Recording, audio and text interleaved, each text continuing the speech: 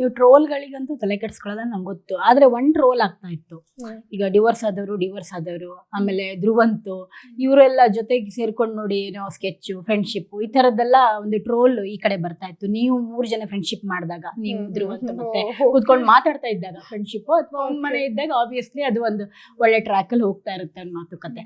ಹಂಗಿದ್ದಾಗ ಆಗ್ತಾ ಇತ್ತು ಟ್ರೋಲ್. ಅದಕ್ಕೆ ನಿಮ್ಮ ಒಂದು ಅನಿಸಿಕೆ? ಈ ಟ್ರೋಲ್ ನೋಡೇ ಇಲ್ಲ, ನೀವು ಹೇಳಿದ್ಮೇಲೆ ಗೊತ್ತಾಗ್ತಾ ಇರೋದು. ಹೌದು, ಅಶ್ವಿನಿ ಅವರು ಸಿಂಗಲ್ ಪೇರೆಂಟ್, ನಾನು ಸಿಂಗಲ್ ಪೇರೆಂಟ್, ಧ್ರುವಂತು ಕೂಡ ಡಿವೋರ್ಸಿ.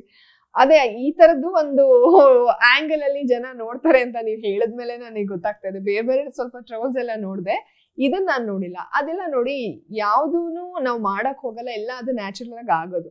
ನಮ್ಮನ್ನೆಲ್ಲ ಒಂಟಿಯಾಗಿ ಕಳಿಸ್ತಾರೆ, ಒಂಟಿ ಜಂಟಿ ಆ ಕಾನ್ಸೆಪ್ಟ್ ನಿಮಗೆ ಗೊತ್ತಿರುತ್ತೆ. ಅದ್ರಲ್ಲಿ ನಾನು, ಧ್ರುವಂತು, ಅಶ್ವಿನಿ ಅವರು, ಮಲ್ಲಮ್ಮ, ಧನುಷ್, ಆಮೇಲೆ ಬಿಡಿ ರಕ್ಷಿತಾ ಎಲ್ಲ ಬಂದಿದ್ದು, ಅವಳು ಒಂಟಿನೇ. ಸೊ ಒಂಟಿಯಾಗಿ ನಾವು ಒಟ್ಟಿಗೆ ಹೋಗ್ತೀವಿ. ಈಗ ಅಶ್ವಿನಿ ಜಾನ್ವಿ ಫ್ರೆಂಡ್ಶಿಪ್ ಯಾಕಂದ್ರೆ ಅಲ್ಲಿಂದಾನೇ ಶುರು ಆಗುತ್ತೆ. ನಮ್ಮನ್ನೆಲ್ಲ ಒಂದು ಗುಂಪು ಅಂತ ಹಾಕಿದಾಗ ನಾವು ಅರಸಿಯರಾಗಿರ್ತೀವಿ, ಅವರು ಸೇವಕರಾಗಿರ್ತಾರೆ. ಸೊ ನಾವೆಲ್ಲ ಒಟ್ಟಿಗೆ ಇರ್ಬೇಕಿತ್ತು. ಏನೇ ಪ್ಲಾನ್ ಮಾಡೋದಿದ್ರು ಸ್ಟಾರ್ಟಿಂಗ್ ಎಷ್ಟು ದಿವಸ ಇತ್ತು ಆ ಕಾನ್ಸೆಪ್ಟ್. ಸೊ ಹಂಗಾಗಿ ಒಟ್ಟಿಗೆ ಇದ್ದು ಆಮೇಲೆ ಅಸುರ ಆಗುತ್ತೆ.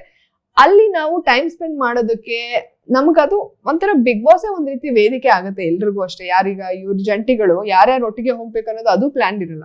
ಗಿಲ್ಲಿ ಕಾವ್ಯ ಯಾಕೆ ಅಂದ್ರೆ ಅವ್ರು ಜಂಟಿಗಳಾಗಿ ಬಂದ್ರು, ಸೊ ಅದು ಹೋಯ್ತು. ಅದೆಲ್ಲ ಆಗದು ಹೊರತು ನಾವು ಮಾಡ್ಕೊಂಡಿರೋದಲ್ಲ. ಸೊ ಇಲ್ಲಿ ನಾವು ಒಂಟಿಗಳಲ್ಲಿ 3 ಜನ ಇದ್ವಿ, ಪರ್ಸನಲ್ ಲೈಫಲ್ಲಿ ಎಲ್ರದ್ದು ಹಂಗಾಗಿತ್ತು. ಸೊ ನಾವಲ್ಲಿ ಬಿಗ್ ಬಾಸ್ ಮಾಡಿ ಕಳ್ಸಿದ್ರಿಂದ ಒಂದೇ ರೂಮ್ ಅಲ್ಲಿ ಇದ್ವಿ. ವಠಾರ ಅಂತ ಅದನ್ನ ಕರೀತಾ ಇದ್ರು ಸುದೀವ್ರು, ನಾವೆಲ್ಲರೂ ವಠಾರ ಅಂತ ಫೇಮಸ್ ಆಗಿ.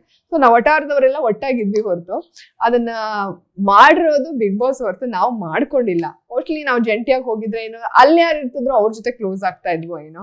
ಸೊ ಇದೆಲ್ಲ ಆಗಿದ್ದು ಹೊರತು ಯಾವ್ದನ್ನು ನಾವು ಮಾಡ್ಕೊಂಡಿಲ್ಲ.